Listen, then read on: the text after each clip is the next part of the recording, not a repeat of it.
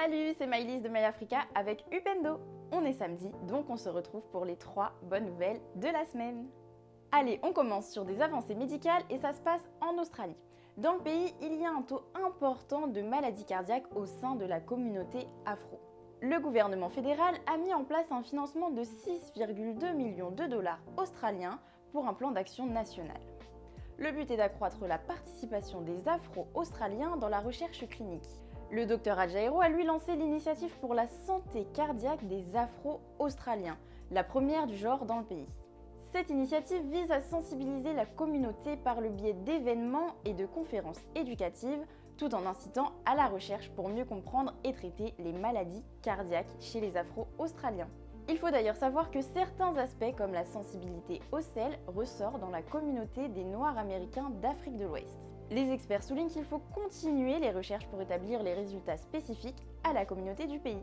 Je salue ces deux initiatives qui montrent l'intérêt porté par le gouvernement australien à la communauté afro et aussi les avancées cliniques.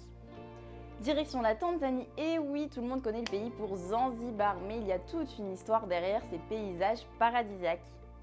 Et c'est pour ça que le village muséum a été créé à Dar es Salaam.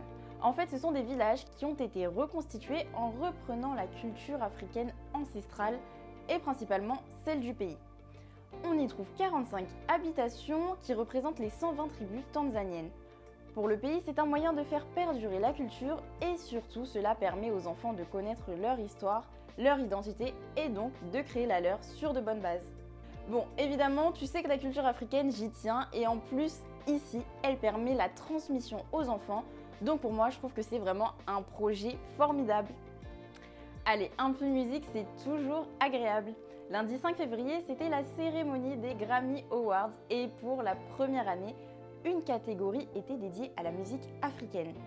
Et c'est Tyla, la jeune chanteuse sud-africaine, qui a remporté le Grammy de la meilleure performance africaine. À seulement 22 ans, l'artiste débute sa carrière avec de belles récompenses. En effet, sa chanson Water a fait le tour du monde. Son avenir est prometteur, j'ai hâte de voir ce qu'elle va nous proposer pour la suite. En tout cas, bravo à elle pour le titre et surtout merci les Grammy d'avoir créé cette catégorie qui marque la reconnaissance de l'importance de la musique africaine dans le monde.